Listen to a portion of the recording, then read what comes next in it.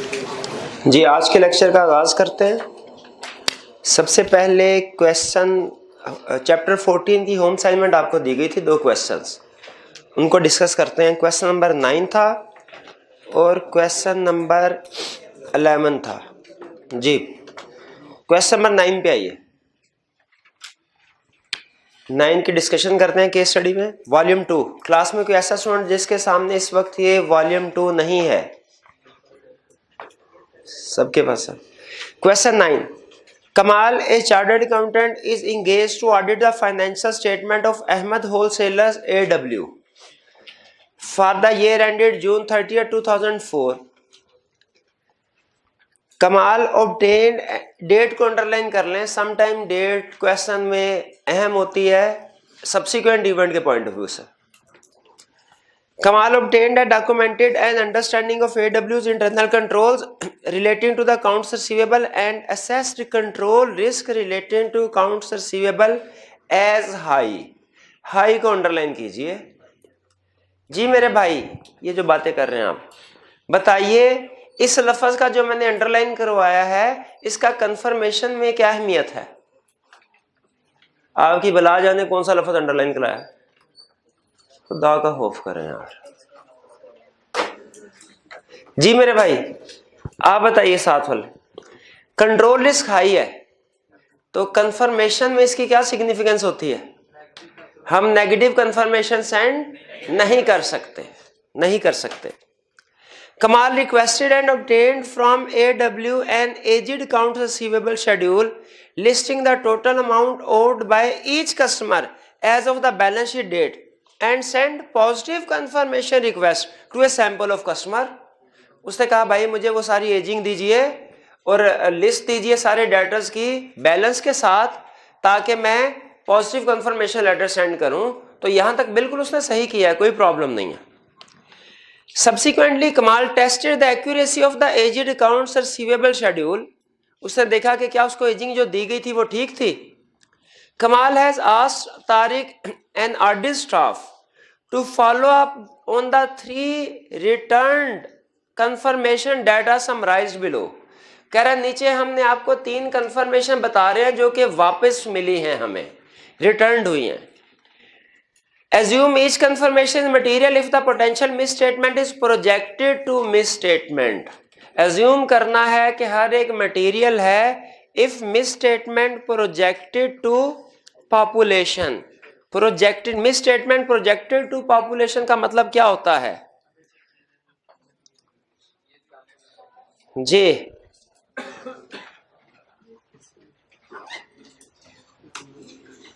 Projection misstatement is projected to population. Projected misstatement का मतलब क्या होता है? मिसस्टेटमेंट को डिवाइड किया सैंपल से और मल्टीप्लाई किया पॉपुलेशन से। मिसस्टेटमेंट प्रोजेक्टेड मिसस्टेटमेंट का मतलब क्या होता है? मिसस्टेटमेंट को डिवाइड किया सैंपल से और मल्टीप्लाई किया पॉपुलेशन से।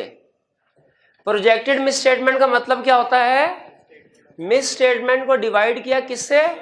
सैंपल से और मल्टीप्लाई किया किससे? मिसस्टेटमेंट को डिवाइड किया किससे? मल्टीप्लाई किया किससे?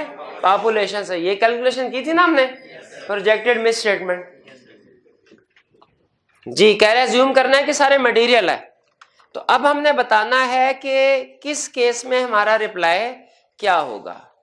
अच्छा, रिक्वायरमेंट में कह रहा है describe the procedure if any that Kamal should perform to resolve each of the 3 confirmation that were returned. Assume that AW will record any necessary adjusting entries and that Kamal will verify that they are appropriate. ठीक है, हमने बताना है कमाल क्या procedure perform करेगा इन confirmation के ऊपर जो रिटर्न होके वापस आए हैं। पॉजिटिव कंफर्मेशन सेंड की थी, रिटर्न होके वापस आए, तीनों में कुछ ना कुछ प्रॉब्लम आ रही है, डिसएग्रीमेंट आ रहा है। ये केस स्टडी जो उसने बनाई है ये डिसएग्रीमेंट के ऊपर बनाई है। कंफर्मेशन की ये जो केस स्टडी बनाई है किसके ऊपर बनाई है? डिसएग्रीमेंट के ऊपर। यानी हमने कंफर्मेशन लेटर सेंड किए, उनका जवाब आया और कुछ ना कुछ डिसएग्रीमेंट था। डिसएग्रीमेंट पे याद रखें वो रटे वाला क्वेश्चन भी बना सकता है, केस स्टडी भी बना सकता है। रटे वाला क्वेश्चन क्या होता, वो सिंपल कह देता, रीजन स्पेसिफाई नहीं करता, सिंपल कह देता कि कंफर्मेशन लेटर सेंड किया, जो बैलेंस जवाब आया वो डिफरेंट था, बताओ क्या प्रोसीजर परफॉर्म करोगे। हम उसने क्वेश्चन को जनरल पूछा, हम आंसर भी जनरल देते, रिकंसिलिएशन बनवाएंगे, goods in transit, cash in transit देखेंगे, मिस स्टेटमेंट देखेंगे किसके रिगार्ड में है, और फिर देखेंगे अगर कोई मिस स्टेटमेंट है तो वो वीकनेस इंटरनल कंट्रोल या फ्रॉड को इंडिकेट कर रही है, रिस्क भी बढ़ जाएगा। अगर हमसे वो जनरल क्वेश्चन पूछता कि हमने कंफर्मेशन लेटर सेंड किया है, बताओ, जो आंसर आया डिसएग्रीमेंट था, बताओ क्या प्रोसीजर होंगे, क्वेश्चन जनरल है, हम आंसर भी जनरल देते। यहां पे भी डिसएग्रीमेंट है इस क्वेश्चन में, लेकिन इस क्वेश्चन में उसने स्पेसिफिक रीजन दी हुई है डिसएग्रीमेंट की। क्या अब भी हमारा आंसर जनरल होना चाहिए कि हर केस की स्पेसिफिक रीजन के लिहाज से स्पेसिफिक प्रोसीजर बताने हैं? फर्क समझ आया? डिसएग्रीमेंट है एक क्वेश्चन, हमने वो जनरल भी किया था, वो लर्निंग ऑब्जेक्टिव के एंड में था कि अगर डिसएग्रीमेंट हो बताओ क्या प्रोसीजर परफॉर्म करोगे, उसमें उसने कोई स्पेसिफिक रीजन नहीं बताई थी। ये क्वेश्चन भी डिसएग्रीमेंट का है, लेकिन केस स्टडी है, स्पेसिफिक रीजन बता रहा है, रीजन के लिहाज से प्रोसीजर बताएंगे। क्वेश्चन समझ आ गया क्या है? तो इसका मतलब हुआ डिसएग्रीमेंट में रटे वाला क्वेश्चन भी पूछ सकता है, केस स्टडी भी पूछ सकता है, हम दोनों तरह से तैयार रहना चाहिए। पहली reason, Amber and company, balance 885,000, customer क्या कह रहा है, यानी जिसको कंफर्मेशन लेटर भेजा था, कह रहा है yes we ordered rupees 885,000 worth of goods from AW in May, however we mailed a check for rupees 885 on June 8, 2004। वो कह रहा भैया हमने तो चेक की पेमेंट कर भी दी 8 जून को, हमने 8 जून को पेमेंट कर भी दी। AW's कमेंट या तारीख नोट, क्लाइंट क्या कह रहा है, क्लाइंट कह रहा है cheque was received and deposited but posted to wrong customer's account, receive तो हुआ था लेकिन गलत कस्टमर के अकाउंट में डाल दिया। अब ये मेरे भाई मुझे बताएंगे, second last student, second last bench पे, जी बिल्कुल, आप मुझे बताइए क्या ये मिस स्टेटमेंट है, ये मिस स्टेटमेंट है, मिस स्टेटमेंट है कि नहीं? मिस स्टेटमेंट है। कस्टमर ए से पैसे रिसीव हुए, बी के अकाउंट में डाल दिए, क्या ये मिस स्टेटमेंट है? मुझे बताइए फाइनेंशियल स्टेटमेंट्स में सारे डेटर्स का अलग अलग बैलेंस आ रहा होता है, इंडिविजुअल के एग्रीगेट टोटल आ रहा होता है। तो अगर मिस्टर ए से पैसे रिसीव करके बी को क्रेडिट कर दिए, मुझे बताइए क्या टोटल डेटर्स गलत हैं? और टोटल डेटर्स का बैलेंस तो ठीक है, फाइनेंशियल स्टेटमेंट में कोई गलती नहीं है। हाँ, हमारा जो सेल्स लेजर है वो गलत, लेकिन सेल लेजर आपको पता है वो सब्सिडी रिकॉर्ड होता है, फाइनेंशियल स्टेटमेंट का हिस्सा तो नहीं है। तो अगर एक कस्टमर से पैसे रिसीव किए दूसरे कस्टमर के अकाउंट में डाल दिए, मिस स्टेटमेंट नहीं है। हाँ, ये वीकनेस इन इंटरनल कंट्रोल है। हमें क्या करना चाहिए, क्या हमें ये चेक देखना चाहिए अगला डिसीजन लेने से पहले कि वाकई ये चेक रिसीव हो गया कि नहीं,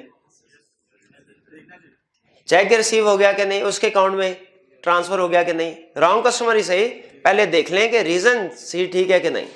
पहले हम चेक करेंगे, स्टेप नंबर 1 चेक करेंगे कि चेक रिसीव हो गया कि नहीं कंपनी को। दूसरे नंबर पे क्या देखेंगे, वीकनेस इंटरनल कंट्रोल है, हमारा रिस्क हाई हो जाएगा, प्रोसीजर भी हाई हो जाएंगे। लेकिन मिस स्टेटमेंट नहीं, फाइनेंशियल स्टेटमेंट में कोई एडजस्टमेंट रिक्वायर्ड नहीं है। ये बात समझ आती है? चलिए आगे चलते हैं। बबीता ट्रेडिंग का 1475,000, कस्टमर ने क्या कहा sure we ordered rupees 1475,000 worth of goods on April 10, 2004 but AW was out of stock until recently. Out of stock को अंडरलाइन करें, आउट ऑफ स्टॉक। क्या इससे weakness in internal control indicate हो रही है कि हम कस्टमर हमारे से चीजें मार था, हमारे पास स्टॉक में थे नहीं?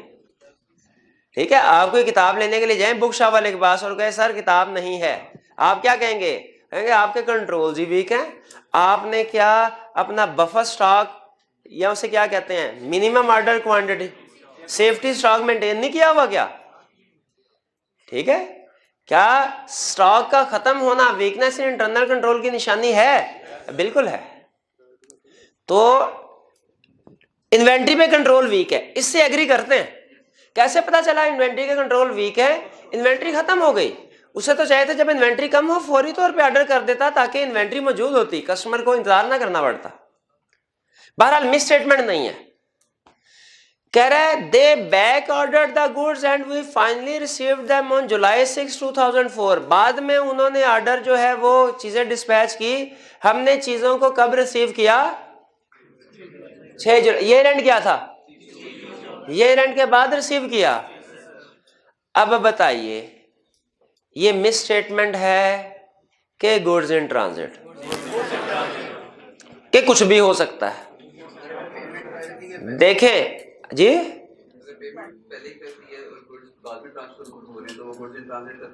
अगर पेमेंट पहले कर दी है, कस्टमर ने हमें पहले पेमेंट कर दी है और गुड्स तो डेटर कहां से आगे? फिर डेटर कहां से आगे? फिर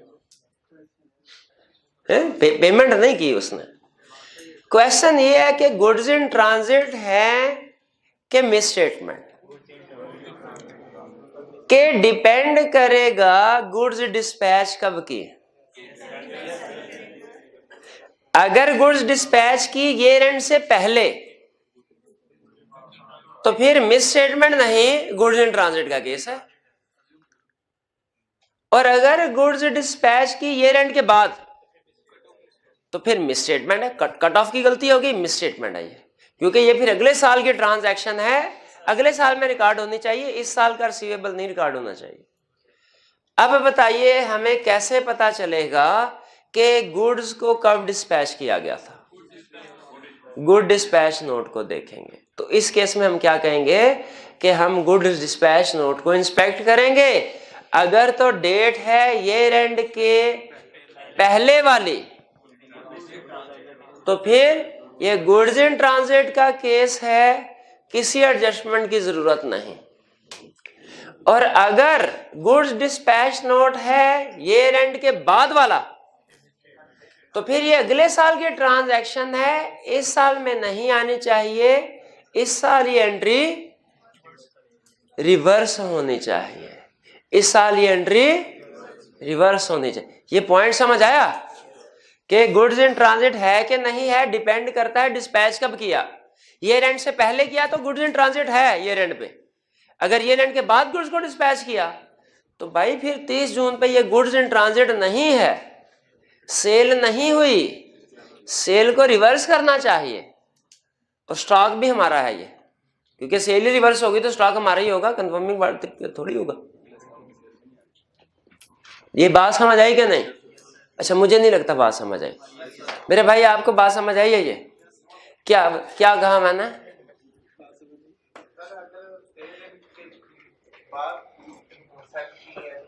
ये रेंट के बाद सेल की, ये कैसे पता चलता है सेल कब की है? हाँ, तो गुड डिस्पैच नोट का लफ्ज बोले ना। अगर गुड डिस्पैच नोट बना है ये रेंट के बाद का तो ये क्या है? ये मिस स्टेटमेंट शाबाश। और अगर गुड डिस्पैच नोट बना है ये रेंट से पहले का, हाँ ये मिस स्टेटमेंट नहीं है लेकिन गुड्स इन ट्रांजिट है। ठीक है भाई, ए और बी क्लियर हो गए। अब सी के ऊपर आ जाए। क्लेयर जोन्स, रुपी बैलेंस है 1,888,000। पार्टी ने क्या कहा? कहा we received ₹1,416,000 worth of goods on consignment from AW on June 10, 2004 but they are not sold yet। इसमें सबसे अहम लफ्ज जिसको अंडरलाइन करना है वो क्या है? कंसाइनमेंट। कंसाइनमेंट है, नॉट सोल्ड येट ये भी अहम लफ्ज है वैसे, लेकिन सबसे अहम क्या है? कंसाइनमेंट। हाँ, सेल ऑन रिटर्न बेसिस। अब बताइए गलती क्या भला?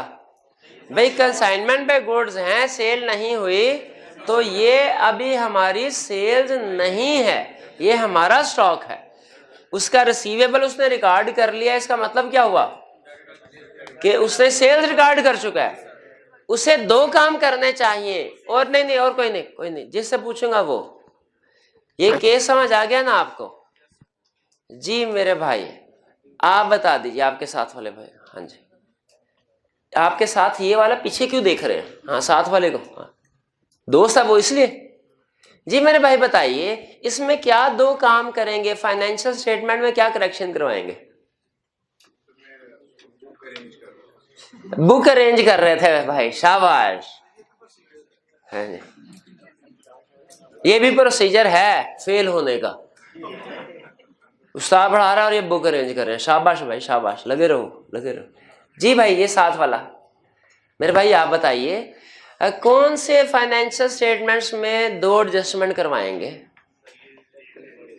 एक तो सेल रिवर्स कर देंगे और दूसरा हाँ स्टॉक को ऐड करना है, शाबाश। एक सेल रिवर्स हो जाएगी और दूसरा स्टॉक को ऐड करना। डेटर भैया जब सेल रिवर्स करेंगे डेटर रिवर्स हो नहीं जाएंगे। हाँ डेटर ज्यादा रिकॉर्ड किया ना, बेसिकली सेल थी नहीं, क्योंकि रिस्क एंड रिवार्ड ट्रांसफर नहीं हुए, उसने रिकॉर्ड कर लिया, हम उसको रिवर्स करवा रहे हैं और क्लोजिंग स्टॉक चूंकि हमारा है हमारे स्टॉक में ऐड होगा क्लाइंट के रिकॉर्ड।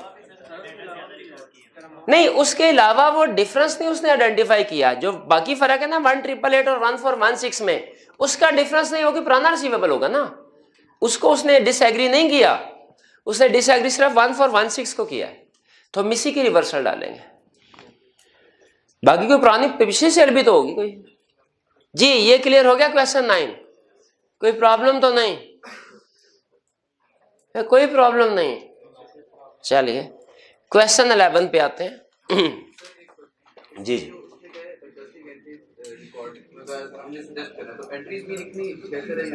नहीं यहाँ पे वो कह रहा है कि आपने प्रोसीजर बताने हैं to resolve each of the 3 confirmation, हमने प्रोसीजर बताने हैं, एंट्रीज बताने को नहीं कह रहा। कह रहे आपने अब वो अज्यूम करें कि आप जो भी एंट्रीज बताएंगे वो रिकॉर्ड कर लेंगे। हमने एंट्री डेबिट क्रेडिट कभी नहीं बतानी होती, हमने ऑडिट में डेबिट क्रेडिट करके एंट्रीज किसी क्वेश्चन में नहीं बतानी, ऑडिट का पेपर अकाउंटिंग का थोड़ी है। हाँ हम सिर्फ इतना कह देते हैं सेल्स को रिवर्स कर लो, स्टॉक को इंक्लूड कर लो, एडजस्टिंग एंट्री पास कर लो फाइनेंशियल स्टेटमेंट्स में सब्सिक्वेंट इवेंट की, ये लाइन लिखते हैं, डेबिट क्रेडिट कभी करके नहीं देते उसको ऑडिट के पेपर में। क्वेश्चन 11 रिक्वायरमेंट में कह रहा है discuss how would you deal with the above situation, also state the possible implication on the audit report. ये discuss how would you deal with the above situation, इसको underline करें। ये how would you deal with the above situation इसका मतलब क्या होता है? आपका कोर्स ऑफ एक्शन क्या होगा, आपके प्रोसीजर क्या होंगे एज ऑडिटर। 11 में कह रहा है you are the audit manager in a firm of chartered accountants and are currently faced with the following situation at 2 different clients. ये सिचुएशन है 2 डिफरेंट क्लाइंट्स पे। क्या? A bank confirmation has not been received despite extensive follow up by the client, as the deadline is close the client has provided you the original bank statement of 31 December 2013 duly stamped and signed by the bank manager. Consequently, the client is of the opinion that confirmation is no more necessary. जी एक minute, जी आप बताइए क्या confirmation necessary है? अभी भी confirmation necessary है। अच्छा वो कह रहा है बैंक स्टेटमेंट ले लो, इसके ऊपर कमेंट कीजिए। बैंक स्टेटमेंट हम क्यों नहीं एक्सेप्ट करेंगे? हाँ इनडायरेक्ट है, ठीक है, कंफर्मेशन ज्यादा रिलायबल है, बैंक स्टेटमेंट लेस रिलायबल क्योंकि इनडायरेक्ट है। प्लस एक दूसरा पॉइंट भी, कंफर्मेशन से हम अदर इंफॉर्मेशन भी कंफर्म करवा सकते हैं, तो बैंक स्टेटमेंट से थोड़ी ही होगी। और तीसरा पॉइंट भी चाहे लिख ले कि बैंक कंफर्मेशन रिक्वायर्ड होती है, हर केस में लेते हैं, तो हमें बैंक कंफर्मेशन लाजमी ऑब्टेन करनी चाहिए। इससे एग्री करते हैं? आगे कह रहा है कि इम्प्लीकेशन रिपोर्ट बताइए, अगर क्लाइंट बैंक कंफर्मेशन की इजाजत नहीं देता, अगर इफेक्ट मटेरियल है तो क्वालिफाइड, परवेसिव है तो डिस्क्लेमर ऑफ ओपिनियन। सेकंड में आइए भाई, फर्स्ट में कोई प्रॉब्लम तो नहीं ना। Second, at the planning stage of audit of orange limited the management has refused to send confirmations to 3 major debtors who constitute 45% of the total debtors. Management ने refuse ना कर दी कि कंफर्मेशन लेटर नहीं भेजना 3 debtors को, है 45%. On enquiry you have been informed that these debtors are partnership concern and take lot of time in replying the confirmation request. However, as an alternative, the management has offered to send a negative confirmation request. जी पहले तो बताइए क्या negative confirmation, अब देखिए question में जितने points वो point of view दे ना वो गलत है, हमने क्रिटिसाइज करना है. केस स्टडी के अंदर अगर मैनेजमेंट के गलत कंसेप्ट डिस्कस हो रहे होते हैं हमने उनको क्रिटिसाइज करना है, गलत साबित करना है. ठीक है, पहले तो हम उसकी ये वाली बात के नेगेटिव कंफर्मेशन सेंड कर दो, इसको क्रिटिसाइज कर लें. क्या भैया नेगेटिव कंफर्मेशन सेंड कर सकते हैं मेरे भाई? नेगेटिव कंफर्मेशन सेंड कर सकते हैं? क्यों नहीं कर सकते? कोई नहीं बोलेगा, रीजन बतानी है जी. 4 कंडीशन, कौन सी कंडीशन मीट नहीं हो रही? हाँ, because population consist of small number of large. भाई 3 डाटा 45% बैलेंस, इधर थोड़ी नेगेटिव का, इधर पॉजिटिव होनी चाहिए. तो पहले तो हमने उसको ये लाइन लिख के उसका पॉइंट ऑफ व्यू गलत साबित कर दिया. अब अगली चीज मुझे बताइए, क्लाइंट रिफ्यूज कर रहा है कंफर्मेशन लेटर सेंड नहीं करना. रीजन देखिए, रीजन दे दी उसने. क्या ये रीजनेबल जस्टिफिकेशन है? क्या करेंगे? डायरेक्टर्स के साथ उसको कन्विंस करने की कोशिश करेंगे या डायरेक्टर्स को कम्युनिकेट करेंगे कि सर कंफर्मेशन लेटर दिलवाइए. अगर फिर भी वो नहीं, हाँ sir scope limitation by management है. ठीक है, अगर इफेक्ट मटेरियल है तो, परवेसिव है तो डिस्क्लेमर. प्लस अदर इम्प्लीकेशन भी डिस्कस करनी चाहिए, प्लस अदर इम्प्लीकेशन भी डिस्कस करनी चाहिए.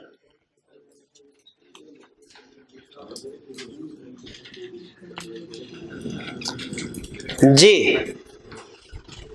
ये समझ. अच्छा, इसके सोल्यूशन में शायद किसी एक जगह परवेसिव की जगह एडवर्स लिखा गया है.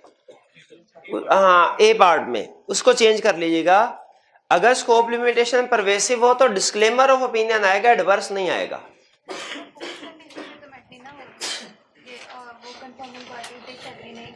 वो भी लिख सकते हैं अगर कोई और. जी क्लियर हो गया? ये 11 भी क्लियर? कोई क्वेश्चन तो नहीं आपका? चलिए केस स्टडीज को क्लोज कर दें. चलिए अब आए टर्म टेस्ट की तरफ. हमारे टेस्ट की डिस्कशन पेंडिंग है, याद है? चलिए टर्म टेस्ट नहीं. क्लास में कोई ऐसा स्टूडेंट जिसके पास टर्म टेस्ट 1 ना हो?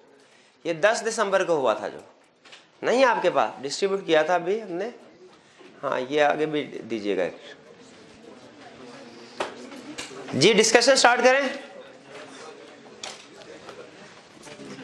क्वेश्चन नंबर 1, ये था हमारा टर्म टेस्ट चैप्टर 6 से लेके 10 तक, और कुछ कंसेप्ट इसके चैप्टर 12 के भी शामिल थे.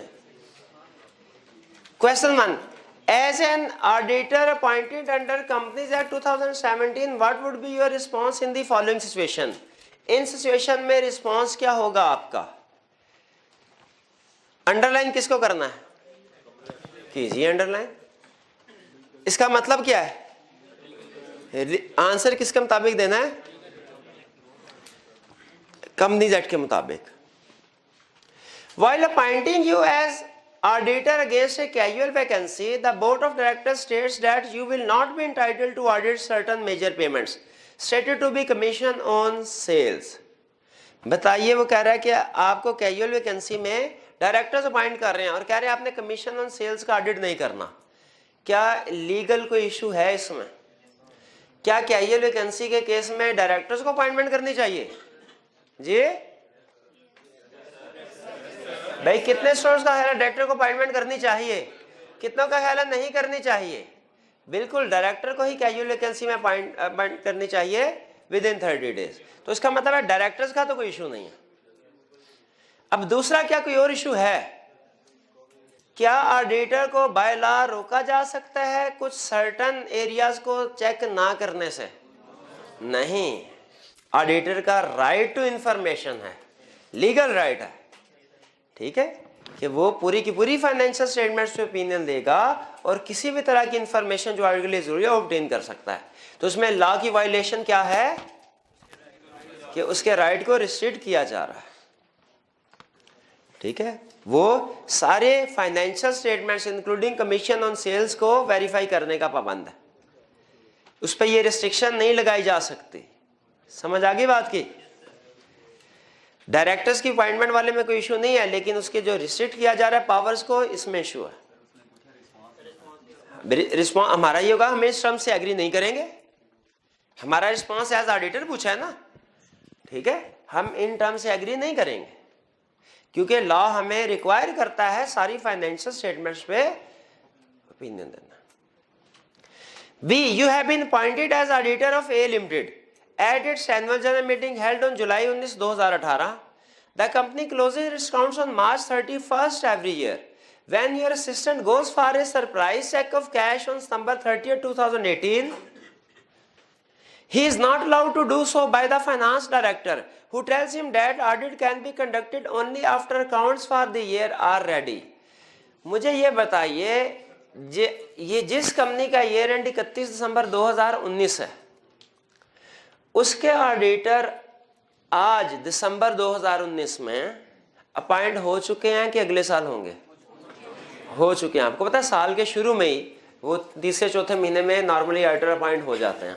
तो अपॉइंटमेंट के बाद 2-3 महीने बाद जून जुलाई अगस्त में अगर हमारा कोई टीम मेंबर जाए ऑडिट से परफॉर्म करने के लिए, क्लाइंट ने मना कर दिया, उसने कहा भैया अभी कहाँ आगे ऑडिट करने के लिए, अभी तो फाइनेंशियल स्टेटमेंट्स नहीं बनी। जब फाइनेंशियल स्टेटमेंट्स बनेंगी फिर आप ऑडिट करने के लिए आइएगा। ये अकाउंट्स का मतलब क्या है? यहाँ पे अकाउंट्स का मतलब है फाइनेंशियल स्टेटमेंट्स। बताइए क्या क्लाइंट का ये कहना सही है कि ऑडिटर प्रोसीजर फाइनेंशियल स्टेटमेंट्स के बाद ही परफॉर्म करेगा? नहीं, ऑडिटर का जो टेन्योर होता है वो डेट ऑफ अपॉइंटमेंट से लेके नेक्स्ट एजीएम तक होता है, till the conclusion of next AGM. इस सारे अरसे के दौरान में वो किसी भी वक्त प्रोसीजर परफॉर्म कर सकता है। वो ऑडिटर सिर्फ ईयर एंड के बाद का अपॉइंट नहीं होता, बल्कि डेट ऑफ अपॉइंटमेंट से लेके till the conclusion of next AGM. तो इसका मतलब है फाइनेंशियल स्टेटमेंट्स फाइनल नहीं भी हुई फिर भी वो ऑडिटर है और कुछ प्रोसीजर परफॉर्म करना चाहे कर सकता है। हमारा रिस्पांस ये होगा कि हम ऑडिटर हैं, ईयर एंड से पहले भी प्रोसीजर परफॉर्म कर सकते हैं क्योंकि ईयर एंड से पहले का पीरियड भी हमारे टेन्योर में शामिल है। कुछ समझ आई? नहीं, यही बताएंगे कि ये हम कर सकते हैं और इसके अलावा कोई प्रोसीजर इसके अलावा मतलब नहीं, हम ये बताएंगे और रीजन भी बता रहे हैं ना हम साथ साथ। हम सिर्फ यस नो नहीं करेंगे बल्कि रीजन भी साथ बताते हैं। केस स्टडी का असूल है basis of decision are more important than decision.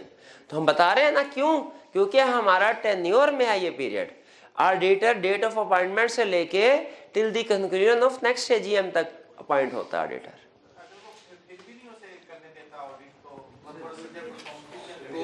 नहीं तो फिर तो वो ऑडिट वाली साइड पे चले जाएंगे ना, अगर फिर भी वो पॉइंट नहीं करने देता, प्रोसीजर परफॉर्म करने देता, वो स्कोप लिमिटेशन वाली साइड पे चले।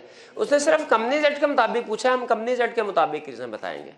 अगर फिर भी फॉर एग्जांपल हमें नहीं करना है तो आप ये कह सकते हैं कि हमारी ड्यूटी है कि कोई नेगेटिव अगर कमेंट होता है हमारा उसे रिपोर्ट में लिख दें, तो हम उसे मॉडिफिकेशन कोई भी अगर है, नेगेटिव का मतलब मॉडिफिकेशन, वो ड्यूटीज पढ़ी थी ना हमने, पढ़ी थी ड्यूटीज के? नहीं, किसकी ड्यूटीज पढ़ी थी? ऑडिटर की। किस चैप्टर में? 6। और मुझे रीजन ड्यूटीज बताइए जरा, और कोई नहीं बोलेगा। ड्यूटीज नहीं याद, फिर हम क्या कहते हैं? आई क्या पास नहीं करता। और हम टीचर जो हैं वो आपस में बैठ के डिस्कशन क्या कर रहे होते हैं भला? आई कैप कैसे पास कर देता है? हम टीचर आपस में बैठ के क्या डिस्कशन कर रहे होते हैं? आई कैप कैसे पास कर देता है? हमें तो पता होता है ना कि इंस्ट्रूमेंट्स को भेजना है। आई कैप चले जी मेरे भाई। असिस्टेंट गया तो ये नहीं कहता कि असिस्टेंट पहले उसको पार्टनर को रिपोर्ट करे, पार्टनर पे कम्युनिकेट करे 2000। नहीं, वो प्रोसीजर की तरफ ना जाए, आप प्रोसीजर इश्यूज की तरफ जा रहे हैं कि असिस्टेंट अपने पार्टनर को फोन लगाएगा, पार्टनर उधर क्लाइंट को फोन, डायरेक्टर को फोन लगाएगा, वो उसे कहेगा नहीं नहीं भाई आप इस साइड पे क्यों जा रहे हैं। हमने सिंपल उसे कंपनीज एक्ट की वायलेशन बतानी है क्या हो रही है इस गिवन सिचुएशन में। गिवन कंपनीज एक्ट के मुताबिक हमने कमेंट करना है ना, तो कंपनीज एक्ट की कोई भी वायलेशन हो रही है हमने सिर्फ वो बतानी है, ठीक है। प्रोसीजरल साइड की तरफ जाने की जरूरत नहीं है जी। Next C, sales manager of A limited of which you are the auditor does not reply to query raised by you regarding a sales contract. He argues that he is in no way concerned with preparation of accounts and therefore you should seek replies to all your questions from the account manager.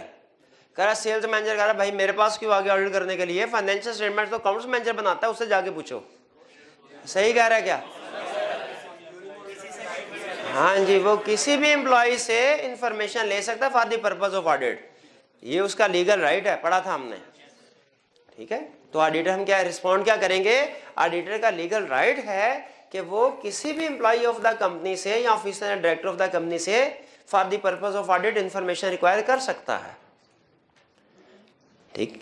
आपको याद है किस तरह का concept हमने audit में भी पढ़ा था, जब वो आपको स्ट्रक्चर बताया था मैनेजमेंट और दो चाबी गवर्नेंस में फर्क, तो उसमें कंसेप्ट ये भी बताया था कि डिपार्टमेंट्स बहुत से होते हैं जो डायरेक्टर एस्टेब्लिश करते हैं, सबसे हमारी ज्यादा इंटरेक्शन जिस डिपार्टमेंट से होती है वो अकाउंट्स एंड फाइनेंस डिपार्टमेंट है, लेकिन क्या बाकी डिपार्टमेंट से भी एविडेंस लेते हैं कि नहीं? याद है others within the entity, क्या others within the entity से भी एविडेंस हम ऑब्टेन करते हैं? बिल्कुल करते हैं, तो ये उसी की एक एग्जांपल है। सी क्लियर, कोई प्रॉब्लम तो नहीं? D, you wish to make a qualification in your report regarding material discrepancies noticed between the book value of inventory and physical balance. The management advises you to make these observations orally at the annual general meeting instead of qualifying the report on the ground that the shareholders would better appreciate the situation if it is explained to them orally at the meeting. जी हाँ जी, ये return होनी चाहिए, ठीक है। अगर कोई भी audit report भी रिटर्न होना रिक्वायर्ड होता है और उसमें अगर कोई क्वालिफिकेशन है वो भी रिपोर्ट में एक्सप्लेन करेंगे। ड्यूटीज में लिखा हुआ था कि अगर कोई नेगेटिव कमेंट्स हैं तो आपने रिपोर्ट में ही एक्सप्लेन करना है, ठीक है। वो बेसिस फॉर मॉडिफाइड ओपिनियन में ये नेगेटिव क्वालिफिकेशन कमेंट्स वाली बात पढ़ी थी ना, चैप्टर 7 निकालिए, 6 निकालिए, चैप्टर 6 लर्निंग ऑब्जेक्टिव था शायद 4 और ड्यूटीज वाला 3 निकाले, राइट्स एंड ड्यूटीज वाला। ड्यूटीज के पेज 57, ड्यूटीज के एंड में आखिरी लाइन देखें क्या लिखी है, शाबाश। क्या कह रहा है? लिखा हुआ है कि अगर कोई क्वालिफिकेशन वगैरह है, नेगेटिव कमेंट्स हैं हमारे, तो वो रिपोर्ट में उनका जिक्र करेंगे। लिखा है कि नहीं लिखा? बताइए, अब रिपोर्ट में किसी और क्लास में बताए थे, किसी क्लास में पढ़ाया नहीं था ये, किसी और क्लास तो बताए हैं? अच्छा, बुक यहाँ से बढ़ी हुई है आपकी? कोई बात नहीं, नोट कर लो हैं। बुक भी बड़ी सियानी है, जहां से क्वेश्चन आना होता है ना वहां से बढ़ जाती है।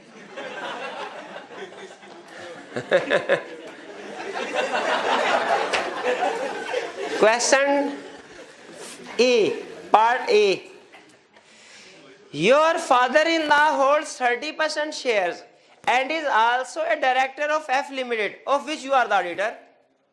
हम F Limited के ऑडिटर है और फादर इन लॉ के शेयर्स हैं कितने? 30% associated. You wish to disclose this fact in your audit report. The chief accountant of the company argues that there is no need to do so since you are not directly interested in the company. आप चाहते हो कि audit report में उसका जिक्र कर दे, chief accountant कहता है ना करो। बताइए चीफ अकाउंटेंट सही कह रहा है कि गलत? कितने स्टूडेंट का कह रहा है सही कह रहा है, कितनों का कह रहा है गलत कह रहा है? वो गलत कह रहा है। क्यों गलत कह रहा है?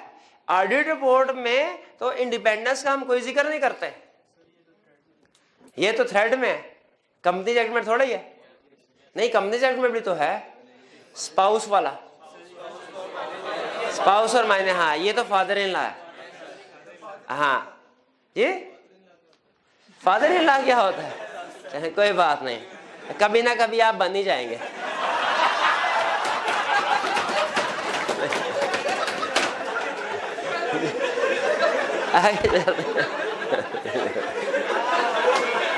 अच्छा बताइए, सारा क्वेश्चन यही फादर इन लॉ की जगह अगर स्पाउस लिखा होता तो फिर रिपोर्ट में डिस्क्लोज करते, फिर भी ना करते। भाई अगर कोई डिस्क्वालिफिकेशन में मसला है या इंडिपेंडेंस में मसला है, रिपोर्ट में उसका जिक्र नहीं करते, वो तो डिस्क्वालीफाई हो जाएगा। रिपोर्ट में तो किसी सूरत जिक्र नहीं करते। अगर ऑडिटर, याद रखिए, अगर ऑडिटर इंडिपेंडेंट नहीं है वो ऑडिट ही नहीं करता। कंसेप्ट ये नहीं है कि अगर इंडिपेंडेंट नहीं है तो ऑडिट कर लो, रिपोर्ट में लिख देना मैं इंडिपेंडेंट नहीं हूं। नहीं नहीं नहीं नहीं नहीं, ऐसे नहीं होता। पाकिस्तान में ऐसे नहीं होता। पाकिस्तान में क्या होता है कि इंडिपेंडेंट है तो ही ऑडिट करेगा, इंडिपेंडेंट नहीं है तो ऑडिट ही नहीं करेगा। तो मुझे बताइए, अगर कोई बंदा आके कहे मैं इंडिपेंडेंट तो नहीं हूं, मैं ऑडिट करता हूं, लेकिन रिपोर्ट में लिख दूंगा मैं इंडिपेंडेंट नहीं हूं, तो क्या सही है? ये बिल्कुल गलत है। ठीक है जी। Next F, the board of directors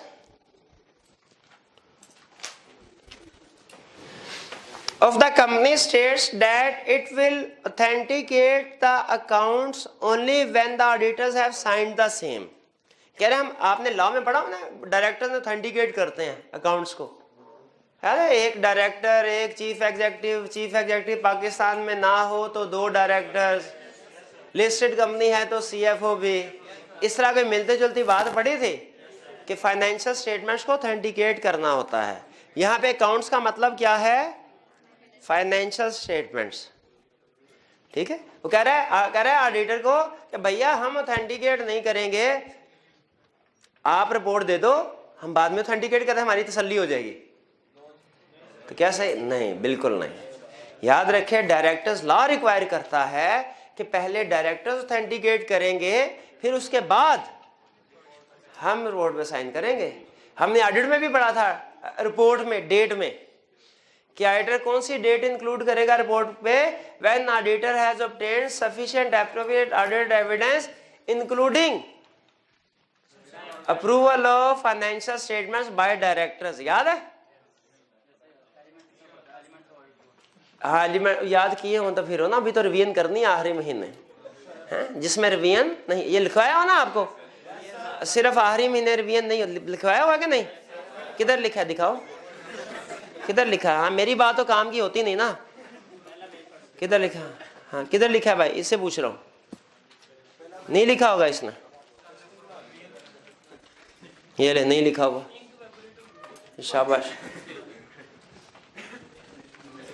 हाँ जी, तो डायरेक्टर को पहले ऑथेंटिकेट करना चाहिए। क्लियर हो गया ये? चलिए जी जी।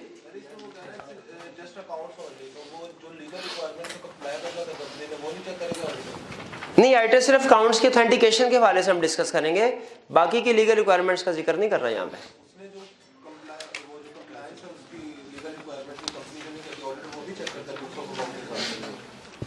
क्या जो कंपनी ने बुक्स ऑफ अकाउंट से रिलेटेड लीगल रिक्वायरमेंट्स हैं, बुक्स ऑफ अकाउंट से रिलेटेड लीगल रिक्वायरमेंट्स है, क्या ऑडिटर वो भी चेक करता है? मेरे भाई, इनका क्वेश्चन है ये, समझ आ गया क्वेश्चन?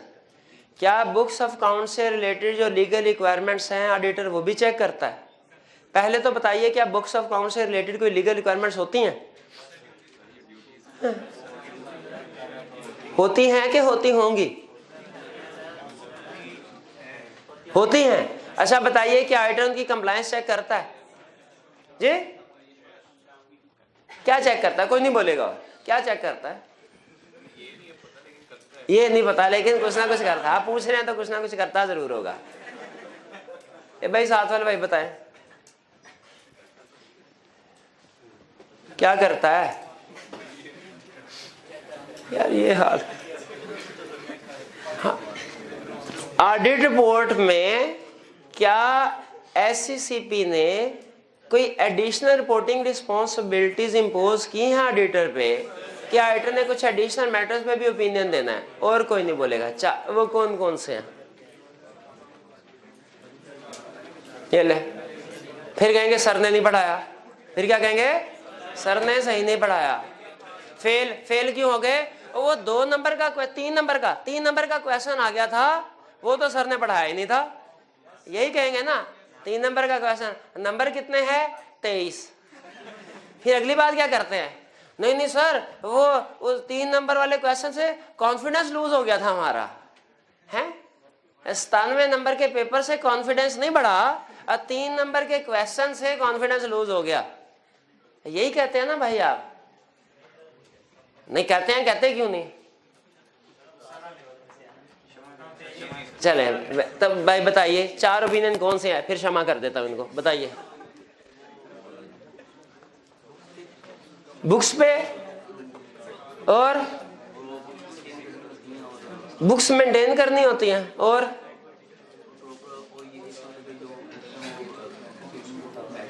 ये देखना होता है बुक्स फाइनेंशियल स्टेटमेंट से मैच करती हैं कि नहीं करती। कुछ स्टैंडर्डाइज वर्डिंग में बता दिया क्या है। ऑडिटर ने देखना था whether proper books of accounts as required by Companies Act have been maintained। कोई नहीं रिवीजन कर रहे। अच्छा क्लास में है कोई स्टूडेंट जो हर हफ्ते रिवीजन करता हो? जो मैंने कहा हर हफ्ते, ये ले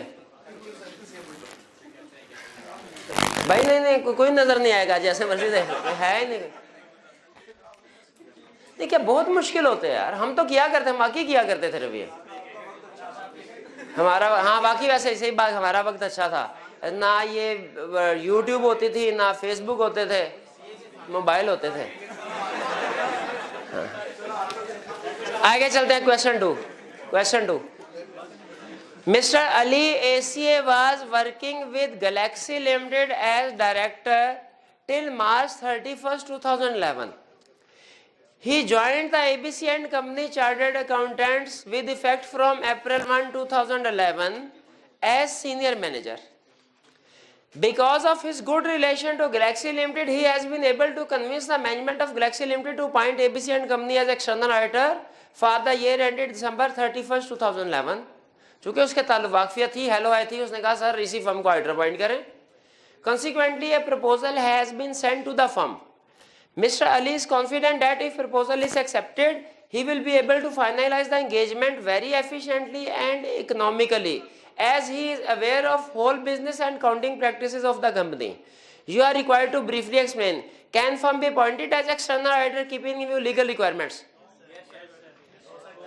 जी कितने स्टूडेंट का ख्याल है एक्सेप्ट कर सकती है फर्म? कितने स्टूडेंट का ख्याल है एक्सेप्ट नहीं कर सकती?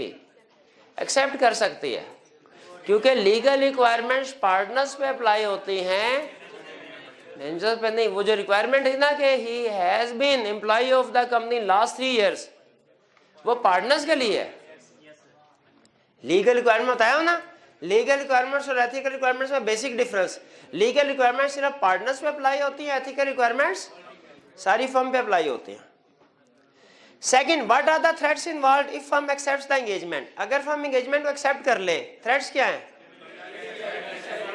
Familiarity threat, self reviewed threat, एक मिनट, सेल्फ इंटरेस्ट थ्रेट है कि नहीं? इंटिमिडेशन थ्रेट है कि नहीं? ये कह रहा है जी। Third, what safeguard should be applied if firm accept the engagement?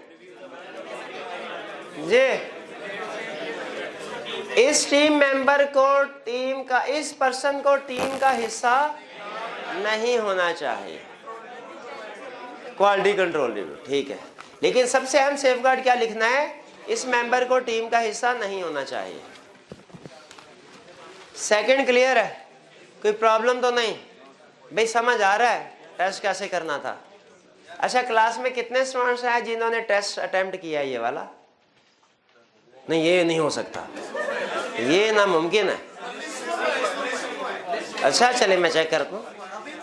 Question 3 ये अहम क्वेश्चन है, क्रिटिकल एनालिटिकल स्किल। 2 ही क्वेश्चन मुझे पसंद आए हैं इस टेस्ट में, एक क्वेश्चन 3 एक क्वेश्चन 7। हाँ जी बस, बाकी क्वेश्चन 4 थोड़ा थोड़ा अच्छा है, क्वेश्चन 4 भी थोड़ा थोड़ा अच्छा है, लेकिन 3 और 7 ये अच्छे। 3 में कह रहा है रिक्वायरमेंट पर, केस स्टडी है ना, तो केस स्टडी में हमने सबसे पहले क्या करना है? रिक्वायरमेंट पढ़ने। कह रहा है from the situation given above identify the matters which will effect scope of audit engagement while preparing audit strategy. Audit strategy prepare करते हुए बताइए कौन से मैटर हैं जो स्कोप ऑफ ऑडिट को इफेक्ट करेंगे। ऑडिट स्ट्रेटजी में से क्वेश्चन पूछ रहा है। ऑडिट स्ट्रेटजी में से और खास तौर पे ऑडिट स्ट्रेटजी में वो जो characteristics of engagement that determine it's scope उस तरफ लेके जा रहा है। कितने स्टूडेंट रिक्वायरमेंट पढ़ के पहुंच गए थे? चैप्टर 9 ऑडिट स्ट्रेटजी का क्वेश्चन है, बस बाकी काम आसान था। And briefly describe implication of each matter on audit, और बताइए कि आपके ऑडिट पे इसकी इम्प्लीकेशन क्या होगी। पहला, suppose you are the auditor of Adamjee insurance company. आप हैं ऑडिटर आदमजी इंश्योरेंस कंपनी के। बताइए यहां तक किसी लफ्ज को अंडरलाइन करना है, इंश्योरेंस को। क्यों? स्पेशलाइज्ड बिजनेस है, स्पेशलाइज्ड नेचर का बिजनेस है, इसमें हमारा रिस्क हाई होगा। ठीक है, specialized insurance business, banking business, ये ज्यादा मुश्किल होते हैं ना। हमें हो सकता है, अच्छा ये तो हो गया हमारा मैटर। मैटर टू कंसीडर क्या आएगा? Client is engaged in insurance business. हमारे ऑडिट में इफेक्ट क्या होगा? एक्सपीरियंस टीम लेके जाना पड़ेगी, प्लस हो सकता है एक्सपर्ट। शाबाश, ये एक्सपर्ट वाला पॉइंट किसने लिखा था? शाबाश।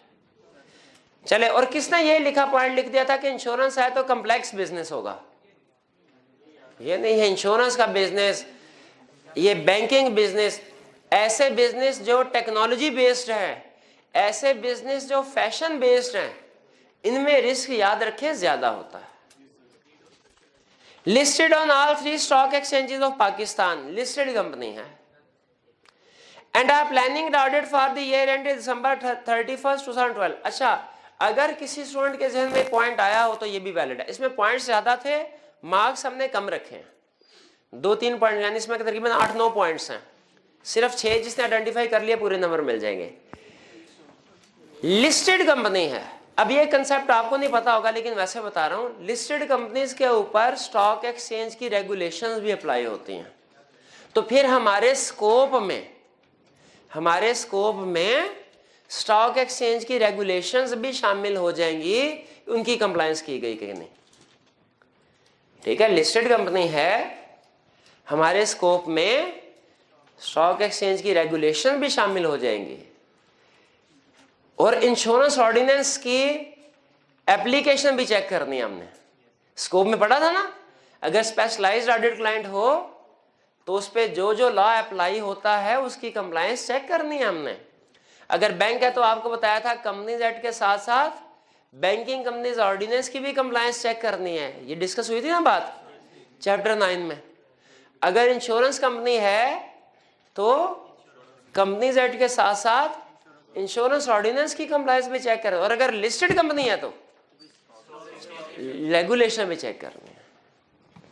तो हमारे स्कोप में इसका मतलब है इंश्योरेंस ऑर्डिनेंस भी आ गया, कंपनीज एक्ट भी आ गया, और स्टॉक एक्सचेंज की रेगुलेशंस भी आ गई। ठीक है जी, स्टॉक एक्सचेंज की रेगुलेशन आपने नहीं भी लिखी, लेकिन अगर इंश्योरेंस ऑर्डिनेंस वाली बात लिख दी है आपको पॉइंट मिल जाएगा। तो 2 पॉइंट हो गए, एक इंश्योरेंस कंपनी का बिजनेस डिफिकल्ट है, और दूसरा इसके ऊपर रेगुलेशंस ज्यादा इन्वॉल्व। बिजनेस कॉम्प्लेक्स है, रेगुलेशन ज्यादा इन्वॉल्व। ये तो हो गई 2। नेक्स्ट 2 पॉइंट हो गए हमारे। Next, head office is located in Karachi and it operates a network of 34 branches in Pakistan and 1 in UAE. जी हाँ जी, इसमें 2 पॉइंट्स थे। एक, ब्रांच दुबई में है, ये मैटर टू कंसीडर। इफेक्ट क्या होगा हमारे ऑडिट पे कि कंपोनेंट ऑडिटर को एंगेज करना है कि नहीं। ठीक होगा। एक और भी पॉइंट है इसमें, ऑडिट कवरेज कितनी होगी, नंबर ऑफ लोकेशंस कितनी कवर, 34 ब्रांचेस है ना, तो कितनी लोकेशन को कवर करना है। सैंपल बेस पे करते हैं ना काम। ये नंबर ऑफ ब्रांचेस वाला पॉइंट किसने, ये दुबई वाला तो कर लिया होगा ना, शाबाश, ये अच्छे स्टूडेंट है जिन्होंने ये पॉइंट पिक किया। 4 पॉइंट हो गए, आगे चलते हैं। Company also has an internal audit department and you are convinced that internal auditors are competent, objective, work with due care and are available for any kind of communication. बताइए।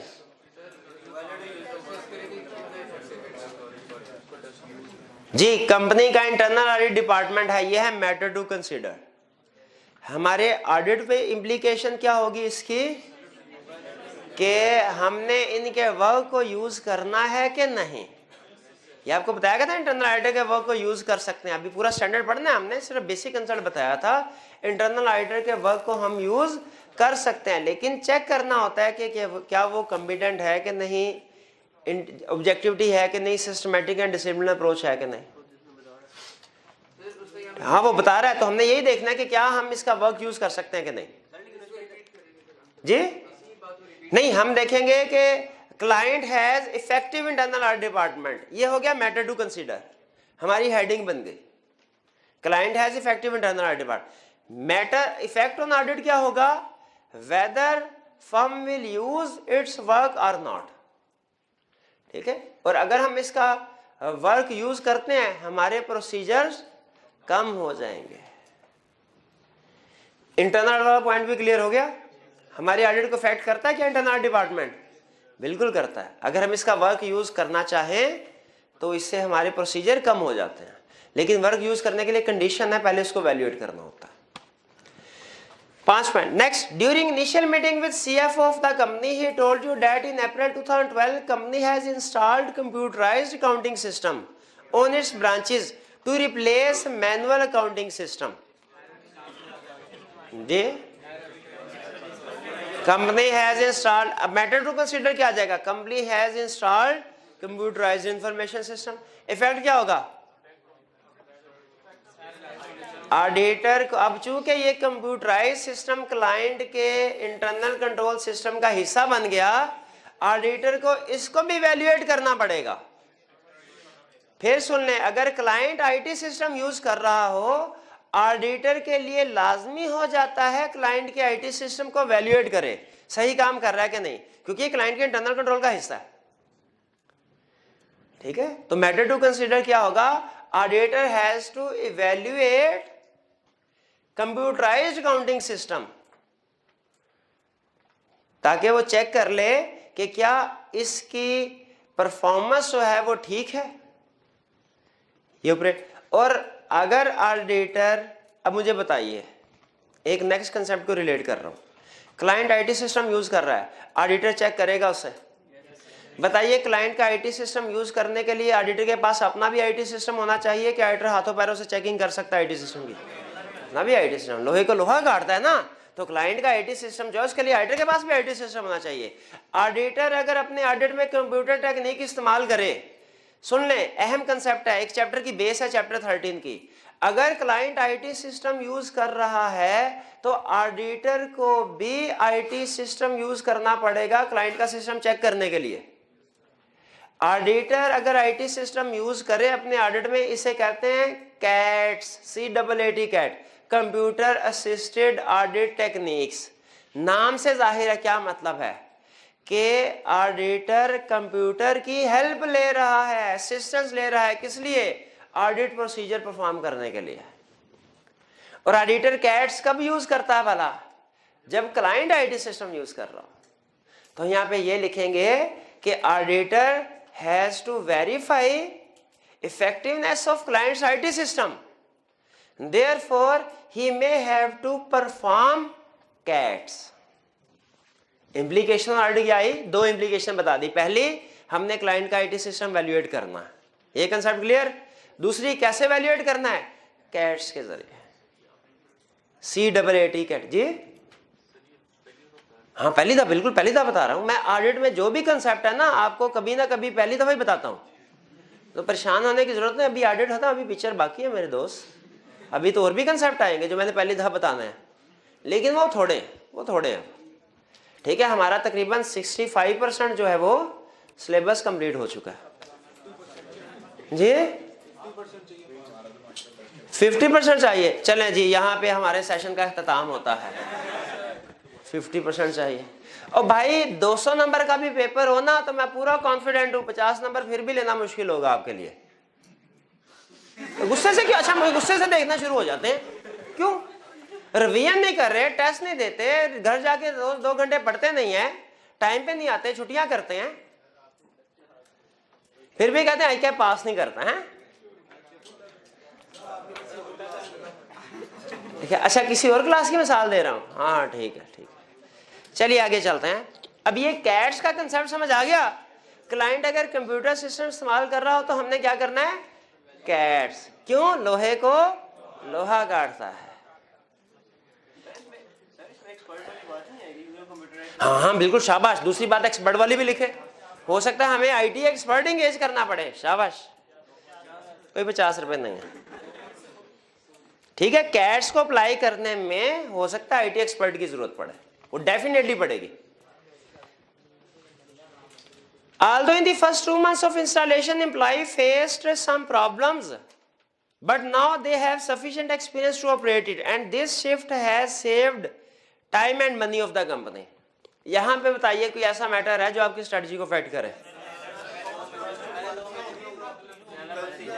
हाँ, some problems, खुद से कह रहे हैं गलतियां हो गई हैं, तो हमने इसका मतलब है इसकी जो प्रोसेसिंग होगी कंप्यूटर की शुरू के महीनों में, उसके प्रोसेसिंग एरर्स को आइडेंटिफाई करना, उनके ऊपर फोकस करना है।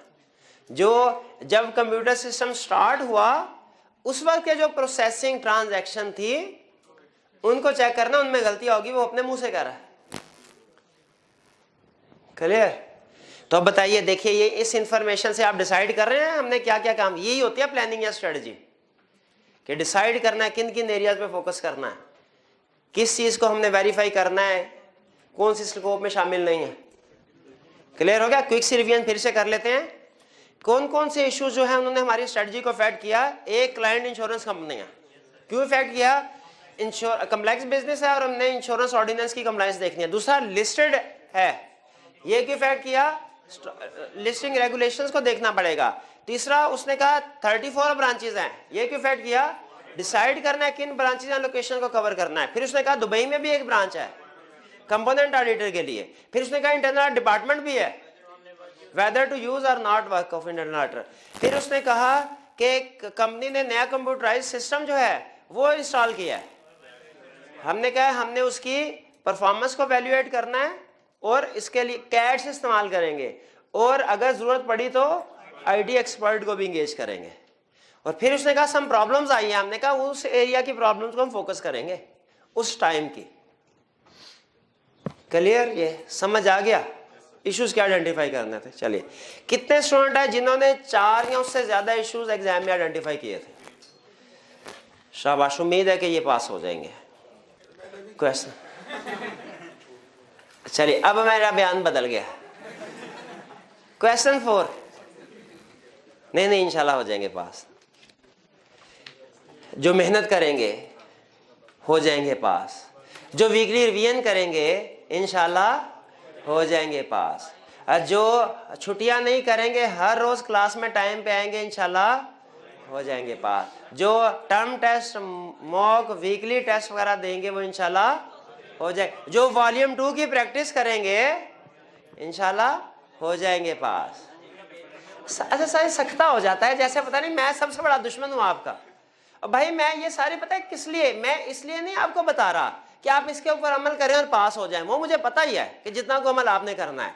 ये मैं सिर्फ इसलिए बता रहा हूं आपको कि जब रिजल्ट आए और कोई आपसे पूछे भाई आई कैप ने तुम्हें फेल क्यों किया, तो आपको जब ये बताएं कि आई कैप तो पास करता ही नहीं है, जब आप ये बताएं कि सर ने ठीक नहीं पढ़ाया, जब आप ये बताएं कि कॉलेज ही फारिग था, तो आपका ज़मीर थोड़ा थोड़ा अंदर से मलामत जरूर करे आपको।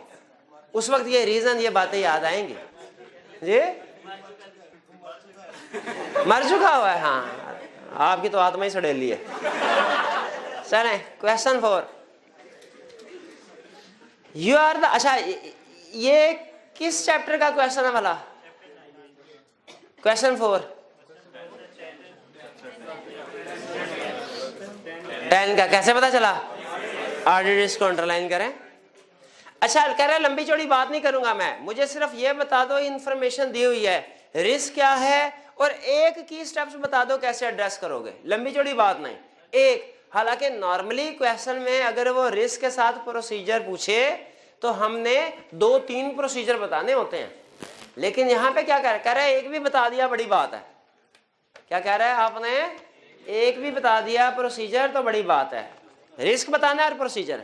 कह रहा है you are the manager responsible for the Chaudhary packaging limited, a listed company for the year ended 31 March 2015। During the planning stage the audit team has presented the following points for your consideration. ये points मिले आपको। कौन कौन सा? पहला, sales of the company declined significantly during the first 10 months on account of general economic downturn. आगे कहानी चल रही है। However, sales in the last month showed improvements and were 20% higher than average sale of the previous months. एक minute है ये जी, आप बताइए क्या रिस्क है? ओवर स्टेटमेंट ऑफ सेल्स का रिस्क। कोई एक प्रोसीजर बता दीजिए आप। किसके? कैसे? सेल्स की अकाउंट चेक करेंगे, सही, कैसे? प्रोसीजर बताना है ना हमने। हाँ जी, सेल जर्नल से रिकॉर्डेड अमाउंट्स को सेलेक्ट करेंगे और क्या चीज चेक करेंगे तो पता चलेगा जेन्युइन सेल है। Good dispatch note. शाबाश। एक रिस्क ये है, ये लिख दिया नंबर पूरे। एक और रिस्क भी है, शाबाश, ऑब्सोलीट इन्वेंट्री। उसको कैसे चेक करेंगे कि इन्वेंट्री ऑब्सोलीट है कि नहीं? फिजिकल कंडीशन देख सकते हैं, शाबाश। और क्या देख सकते हैं? एजिंग रिपोर्ट देख सकते हैं। और क्या देख सकते हैं? एंड नेक्स्ट ईयर की सेल प्राइस देख सकते हैं। ठीक है, कोई सा भी प्रोसीजर लिख दें करेक्ट माना जाएगा। एक ही प्रोसीजर। परेशान क्यों हो गए?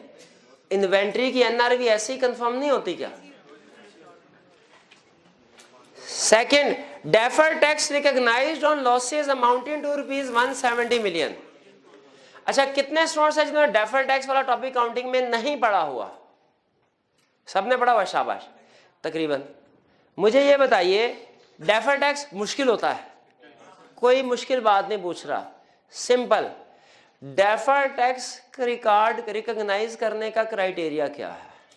अगर हमें पता हो कि उसमें क्या करते हैं, फ्यूचर में हमारा बिजनेस चलेगा तो उनकी बेस पे हम करते हैं। अगर फ्यूचर में टैक्स, शाबाश, फ्यूचर में टैक्सेबल प्रॉफिट हो तो फिर ही डेफर्ड टैक्स को रिकॉग्नाइज कर सकते हैं, वरना नहीं कर सकते। तो बताइए, फ्यूचर में टैक्सेबल प्रॉफिट है कि नहीं? जजमेंट आ गई कि नहीं? तो ये इसलिए इसमें रिस्क है कि हो सकता है फ्यूचर में टैक्सेबल प्रॉफिट ना हो और डेफर्ड टैक्स रिकॉर्ड कर लिया हो।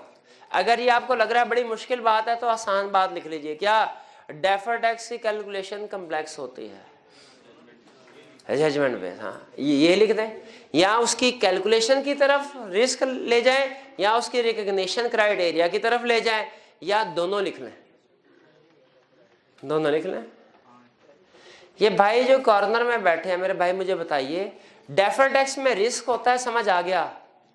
क्यों रिस्क होता है, समझ आ गया? क्यों होता है? फ्यूचर पे बेस कर रही होती है इसकी रिकॉग्निशन, और कैलकुलेशन मुश्किल होती है। कोई एक प्रोसीजर बता दें डेफर्ड टैक्स को वेरीफाई करने के लिए। नहीं बताना जी? कोई प्रोसीजर, आप कोई एक प्रोसीजर डेफर्ड टैक्स को कैलकुलेट कर। हाँ, शाबाश, रिकैलकुलेट कर लें। हाँ, अजम्पशंस को चेक कर लें, बिल्कुल। या एक्सपर्ट को भी एंगेज, टैक्स एक स्पेशलाइज्ड एरिया है ना, तो इसमें एक्सपर्ट को एंगेज कर सकते हैं। आईटी भी स्पेशलाइज्ड एरिया है, उसमें एक्सपर्ट को एंगेज किया था, टैक्स में भी कर सकते हैं। टैक्स में भी कर सकते हैं। गोइंग कंसर्न का इसमें कोई मसला नहीं है लग रहा। ठीक है, लॉस इस साल का है, इस साल का है, पिछले कई सालों का लॉस है कि नहीं ये नहीं मुझे पता। अगर वो क्वेश्चन में ऐसी इंडिकेशन देता कि पिछले कई सालों का लॉसेस है, फिर आपकी बात ठीक थी। गोइंग कंसर्न का रिस्क भी है। गोइंग कंसर्न का रिस्क, बात आपकी ठीक है, क्योंकि इंडिकेशन कर रहा है कि पिछले कई सालों से लॉसेस हैं। लेकिन गोइंग कंसर्न उसने डेफिनेट, मुझे इतना मैं कन्विंस नहीं हूं इसके ऊपर मेरा। हाँ, तो चले गोइंग कंसर्न आप लिख भी दे। देखें, ये छोटी मछलियां गोइंग, ये तो आप कन्विंस रहना कि डेफर्ड टैक्स की रिकॉग्निशन एक मसला है, तो ये लिख लें, बड़ी मछली लिख लें। ठीक है, हम उसको गोइंग कंसर्न वाला आपका इशू उसको टोटली रिजेक्ट नहीं करते, लॉसेस की वजह से इंडिकेशन है एक, लेकिन वो अगर लिखेंगे भी गोइंग, तो वो बाद में लिखना चाहिए। पहले क्या लिखना चाहिए? डेफर्ड टैक्स का मेन। Third, scrap. हाँ, ये आपके लिए चैलेंजिंग होगा। Scrap sales showed significant increase during the year. हाँ, इन्वेंट्री की NRV, ठीक है। एक और भी इशू है बड़ा, हाँ, इम्पेयरमेंट, मिसक्लासिफिकेशन नहीं, इम्पेयरमेंट ऑफ फिक्स एसेट।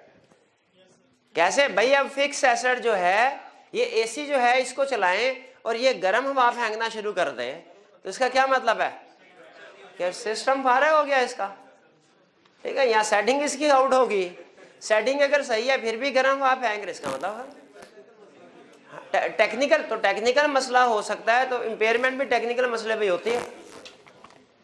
नहीं, ये समझ आता है कि नहीं फिक्स एसेट की इम्पेयरमेंट है? हाँ भाई, वो चीज ही सही नहीं बना रहे। 4. CPL experienced significant turnover in its management team. Weakness internal control है कि रिस्क ऑफ मिसस्टेटमेंट ज्यादा है क्योंकि इनएक्सपीरियंस टीम में कॉज हाई एरर्स और मिसस्टेटमेंट इन फाइनेंशियल स्टेटमेंट, ठीक है। तो हाई एरर हो सकते हैं कि नहीं? हमारा रिस्क बढ़े, प्रोसीजर क्या होंगे? हमारा रिस्क इंक्रीज हो जाएगा, risk at financial statement level. इसका इफेक्ट किसी स्पेसिफिक एरिया पे नहीं है, ये उससे स्पेसिफिक एरिया पे नहीं बताया। देखिए ऊपर सेल्स, पहले में सेल्स का था एरिया, दूसरे में डेफर टैक्स का, तीसरे में स्पेसिफिकली स्क्रैप सेल के थ्रू इन्वेंट्री और फिक्स एसेट। लेकिन फोर्थ वाले का जो इम्पैक्ट है वो स्पेसिफिकली किसी एक एरिया पे नहीं है। तो ये रिस्क एट फाइनेंस, इसके प्रोसीजर भी हमें जनरल में से कोई लिखने पड़ेंगे, जैसे प्रोफेशनल स्टेप्स हम इंक्रीज करते हैं, मटेरियलिटी लेवल रिड्यूस करते हैं, more of the procedure at year end, more direction supervision review of team, ठीक है। एलिमेंट ऑफ अनप्रिडिक्टेबिलिटी इनकॉर्पोरेट करना है, मोर लायबल एविडेंस ऑब्टेन करना, ठीक है। यही प्रोसीजर थे ना ओवरऑल रिस्पॉन्स के। शाबाश, कोई एक प्रोसीजर भी लिख दे तो नंबर मिल जाना। प्रोविजन फॉर रीस्ट्रक्चरिंग, नहीं रीस्ट्रक्चरिंग तो नहीं इंडिकेशन हो रही मुझे इसमें के टर्नओवर है, लेकिन एम्प्लॉइज की डाउन साइजिंग तो नहीं, क्यों कह रहे हैं एम्प्लॉय अपनी मर्जी से आ जा रहे हैं, कंपनी ने इनको निकाल रहे। ठीक जी, वो रीस्ट्रक्चरिंग का मतलब होता है अगर कि आप एम्प्लॉइज की तादाद कम कर रहे हैं, डाउन साइजिंग कर रहे हैं, ये तो एम्प्लॉय आ जा रहे हैं, ये रीस्ट्रक्चरिंग वाली साइड पे नहीं जाएगा। जी, क्वेश्चन नंबर 4 क्लियर हो गया? चलिए, मेरा हाल है यहां तक आज काफी है, टाइम हमारा खत्म हो गया। क्वेश्चन नंबर 4 से आगे जाएंगे। अच्छा, क्वेश्चन नंबर 7 खास तौर पे घर से पढ़ के आइएगा और अंडरलाइन करके इसकी जो भी आपको इसमें मसले मसाइल नजर आते हैं वो देखने हैं। क्वेश्चन नंबर 7 की रिक्वायरमेंट थोड़ा चेंज कर लें। रिक्वायरमेंट है ब्रीफली डिस्क्राइब, इसके बाद लिखा है each of the principles and indicate, इसको काट दीजिए। ब्रीफली डिस्क्राइब, क्वेश्चन नंबर 7 की रिक्वायरमेंट में ब्रीफली डिस्क्राइब लिखा हुआ है ना, हाँ, each of the principles and indicate, ये काट दे इतना को। फिर इसके बाद एंड में है resulted in a failure to comply with these principles लिखा हुआ है, दीज प्रिंसिपल्स को काट दें। आगे लिखे comply with ethical and professional requirements, ethical and professional requirements. अब क्लियर हो गया ये? अच्छा, अब इसमें मैंने चेंज क्या करवाया, फिर सुन लें। ब्रीफली डिस्क्राइब के बाद each of the principles and indicate, ये काट देना है। How the actions of whom resulted in failure to comply with, ये रहेगा। इसके आगे है दीज प्रिंसिपल्स, काट दें और आगे लिख ले दीज प्रिंसिपल की जगह एथिकल एंड प्रोफेशनल रिक्वायरमेंट्स। अब देखिए मैंने चेंज क्या करवाया, ये सुन लें। क्वेश्चन की पहले रिक्वायरमेंट थी प्रिंसिपल को डिफाइन भी करो और वायलेशन भी बताओ। मैंने अब प्रिंसिपल को डिफाइन करना रिक्वायर नहीं किया, वायलेशन बताने के मार्क्स हैं। एग्जाम में याद रखें, डिसीजन के कम, बेसिस ऑफ डिसीजन के ज्यादा मार्क्स होते हैं, तो इसीलिए आपने प्रिंसिपल को लिखा है, चेक करेंगे हम, लेकिन मार्क्स किसके देंगे? बेसिस ऑफ डिसीजन के, यानी वायलेशंस आइडेंटिफाई की के नहीं, वायलेशंस आइडेंटिफाई करना ज्यादा अहम था। क्लियर हो गया जी?